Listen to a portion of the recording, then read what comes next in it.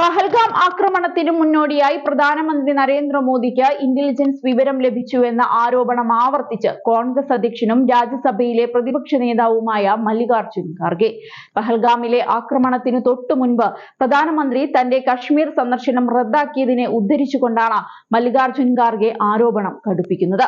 ജമ്മു കശ്മീരിൽ ഭീകരാക്രമണം നടക്കുമെന്ന രഹസ്യവിവരം ലഭിച്ചിട്ടും പ്രധാനമന്ത്രി നടപടിയെടുത്തില്ലെന്ന ഗുരുതര ആരോപണമാണ് ഖാർഗെ മുന്നോട്ട് വെച്ചത്.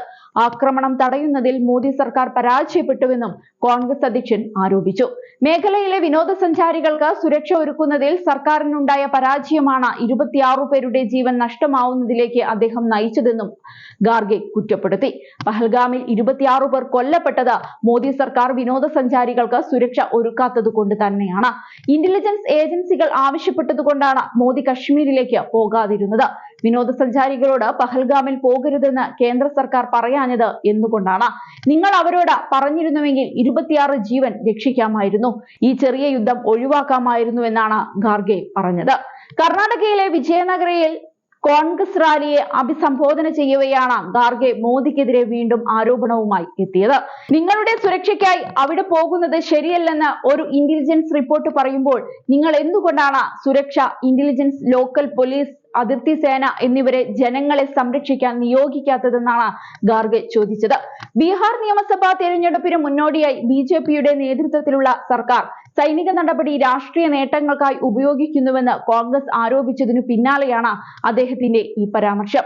മുതിർന്ന കോൺഗ്രസ് നേതാവും മുൻ മധ്യപ്രദേശ് മുഖ്യമന്ത്രിയുമായ കമൽനാഥിന്റെ മാധ്യമ ഉപദേഷ്ടാവായ പീയൂഷ് ബാബലെ സോഷ്യൽ മീഡിയ പ്ലാറ്റ്ഫോമായ എക്സിൽ IRCTC ടിക്കറ്റിന്റെ ഫോട്ടോ ഉൾപ്പെടെ പങ്കിട്ടിരുന്നു. നേരത്തെയും ഖാർഗെ സമാനമായി പഹൽഗാം ആക്രമണത്തിന് മുൻപ് നരേന്ദ്രമോദിക്ക് ഇന്റലിജൻസ് വിവരം ലഭിച്ചിരുന്നുവെന്ന് ആരോപിച്ചിരുന്നു.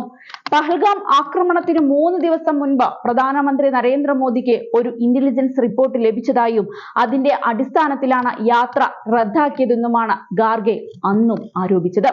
ഇത് ആവർത്തിക്കുകയാണ് അദ്ദേഹം ഇപ്പോഴും.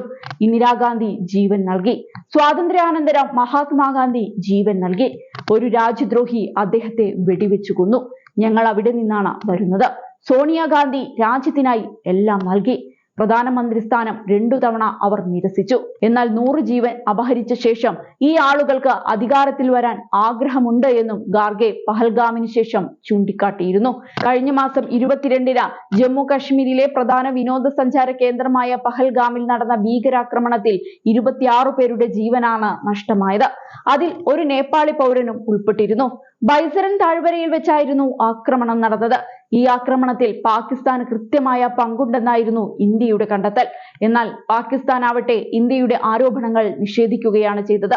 ഇതിനു പിന്നാലെയാണ് പാകിസ്ഥാൻ പാക് അധീന കാശ്മീർ എന്നിവിടങ്ങളിലെ ഭീകരവാദികളുടെ കേന്ദ്രങ്ങൾക്ക് നേരെ ഇന്ത്യ വ്യോമാക്രമണം നടത്തിയത്.